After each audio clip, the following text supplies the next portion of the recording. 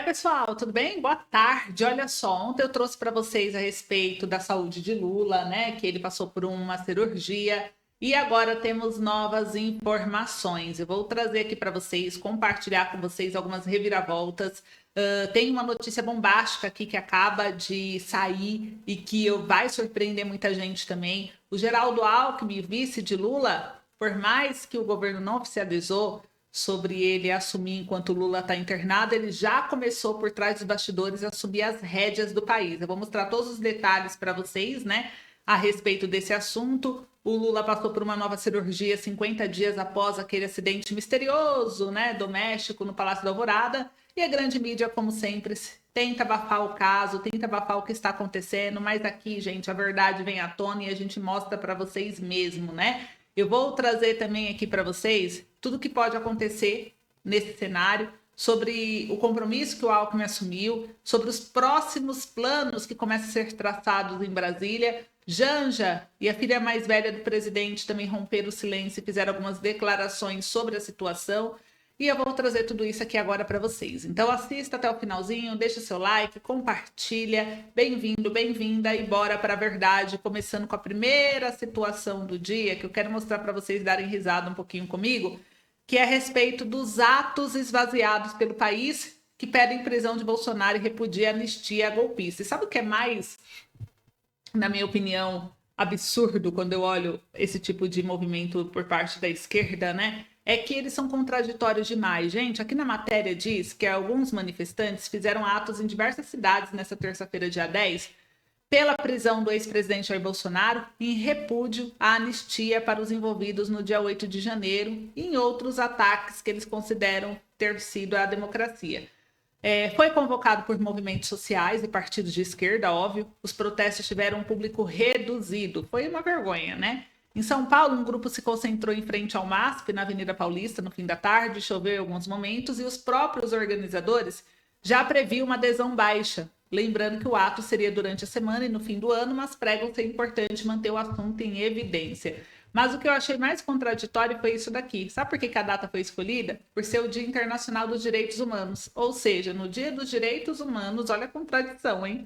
No Dia dos Direitos Humanos, eles escolhem o protesto para poder o quê? Ferir os direitos humanos. Pois os manifestantes do dia 8 de janeiro, gente, em nenhum momento aplicaram golpe, até mesmo porque o Lula está aí assumindo muito bem a presidência, então não teve golpe nenhum. Segundo ponto, muitos nem tiveram julgamento, foram presos antes de serem julgados, né? Não aceitou fiança, não aceitou nada, então assim, teve um que faleceu, né, na prisão, então foi muito absurdo. E eles estão falando de direitos humanos. Isso é o que me deixa mais impressionada, a cara de pau, né, da esquerda, quando fala, nós lutamos pelos direitos humanos, então nós somos contra o perdão, mas eles eram a favor do perdão do Lula sair da cadeia. É interessante, o perdão só pro lado deles, os direitos humanos só pro lado deles. Quando é da oposição, não existe perdão. E os protestos, gente, foram vazios, mas é uma piada aqui, né, para mostrar para vocês do que eles estão fazendo e ver a força que eles não têm e que insistem em pagar esse mico de arriscar. Enquanto isso, Janja quebrou o silêncio, a filha do presidente também. A angústia dá lugar à tranquilidade, disse Janja após a cirurgia de Lula.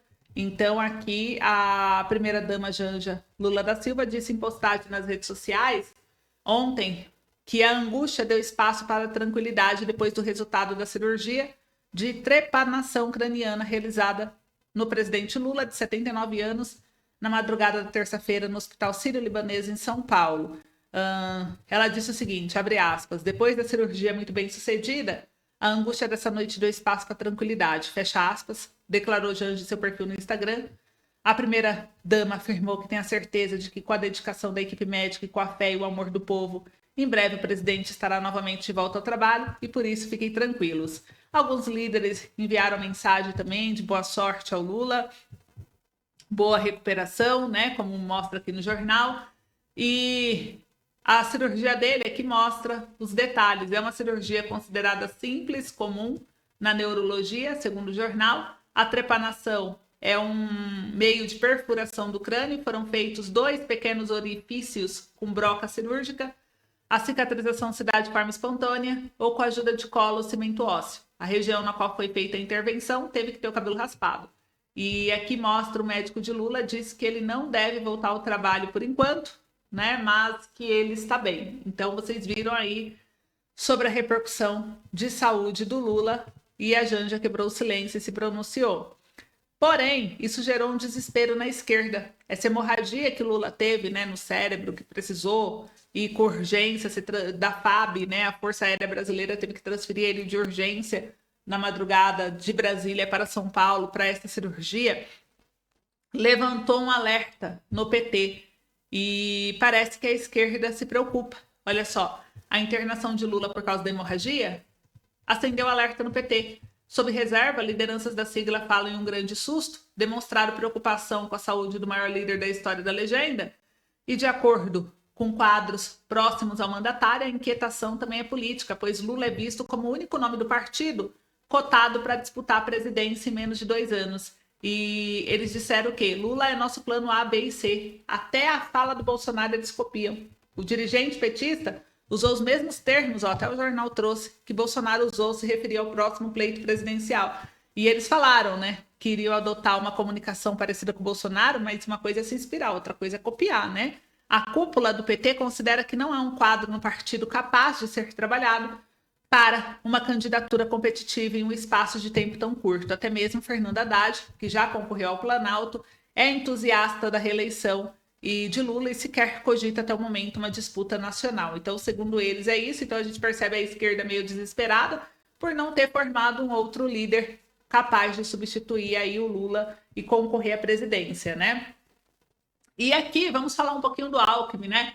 Alckmin assumiu a presidência, gente, o Alckmin assumiu parte da agenda do presidente Lula na data de ontem. Aqui o próprio UOL trouxe que ele substituiu o Lula e recebeu o premier da Eslováquia em Brasília. Então, o vice-presidente Geraldo Alckmin substituiu o presidente Lula na visita do primeiro-ministro da Eslováquia, Robert Fico, nessa tarde em Brasília. Lula cancelou a agenda devido à cirurgia e o Alckmin estava em São Paulo, viajou para Brasília para o encontro. Os dois líderes assinaram acordos bilaterais e participaram de um almoço em homenagem a um eslovaco. Então, aqui até o Twitter trouxe aqui um vídeo mostrando, né, a recepção no momento que o vice, o Alckmin, recebe o ministro. Eu vou mostrar aqui na tela para vocês. Espera aí que está carregando, está um pouquinho lento, mas olha só. Aqui mostra o momento da chegada. O primeiro-ministro da República, o eslovaca, esteve nessa terça em visita oficial ao Brasil, recebido pelo vice-presidente Geraldo Alckmin. E os países participaram de reunião bilateral, cerimônia de assinatura de atos e declaração à imprensa. Então, Alckmin começou aí, como vocês viram, a assumir uma parte da agenda. Mas oficialmente ele foi considerado para assumir a presidência da República? Não. E aí eu trouxe até uma matéria interessante só para mostrar para vocês a respeito desse artigo, que fala, o Lula precisa passar o cargo para o Alckmin nesse momento, né? O que acontece quando o presidente brasileiro está internado?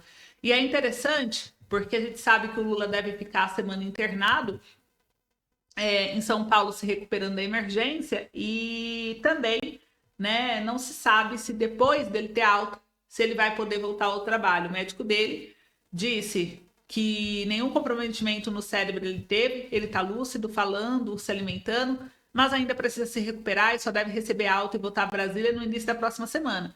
O presidente é tranquilo, precisa repousar, nada de trabalho por enquanto. Então, isso foi o que disse o médico pessoal de Lula, o Roberto Filho, e a previsão do Palácio do Planalto, no entanto, é que Lula não vai se licenciar da presidência da República e continuará formalmente no cargo. Isso é o que eles estão divulgando para a imprensa, mas na prática, aqui mesmo o jornal mostra, o vice Alckmin já começou a assumir parte da agenda que estava prevista. Então eles falam, Lula não vai licenciar, mas o Alckmin já começou a assumir. Então vamos ver o que está acontecendo, né? Ele cancelou o compromisso, o Alckmin, né, de São Paulo e voltou para Brasília para essa reunião. Vamos ver hoje como que vai ser durante o dia. E aqui, segundo alguns professores e especialistas na área, dizem que o artigo 79 da Constituição dá orientações vagas, substituirá o presidente no caso de impedimento e suceder-lhe-á no de vaga o vice-presidente. Não há lei complementar regulando o artigo e para o advogado, ele diz que a situação de impedimento deixa muito a critério do presidente como proceder. Ele lembrou do caso do Bolsonaro, que chegou a despachar do hospital durante seu mandato, quando passou algumas internações decorrentes da facada que sofreu na campanha 2018. Então, assim que assumiu o Bolsonaro, teve uma época que ele tirou licença e decidiu que o general Hamilton Mourão, que era seu vice, assumisse. Em outra situação, né, ele foi internado em 2021 devido a uma obstrução no intestino, e a avaliação foi que Mourão não precisava assumir o cargo. Então, o vice-presidente manteve uma viagem para Angola, onde participou da cúpula da Comunidade de Países de Língua Portuguesa. Então, geralmente, para os constitucionalistas aqui, né, o Diego, que é professor também do INSPER, ele diz que a falta de detalhamento da Constituição sobre situações reais de afastamento faz com que essa decisão geralmente seja tomada em acordo entre o presidente e o vice. Então, vamos acompanhar os próximos dias, ver tudo o que está para acontecer, mas é importante vocês terem ciência do caso. Então, eu quis trazer para vocês. Vamos continuar a acompanhar. Assim que tiver mais novidade, eu trago. Mas eu quero saber de vocês, o que vocês estão achando. Será que Lula volta? Será que Alckmin assume? Ou será que o Kassab está planejando alguma coisa? Depois eu vou trazer um outro vídeo falando do porquê desse questionamento do Kassab para vocês. Então, fiquem ligados no canal. Um beijo, até mais.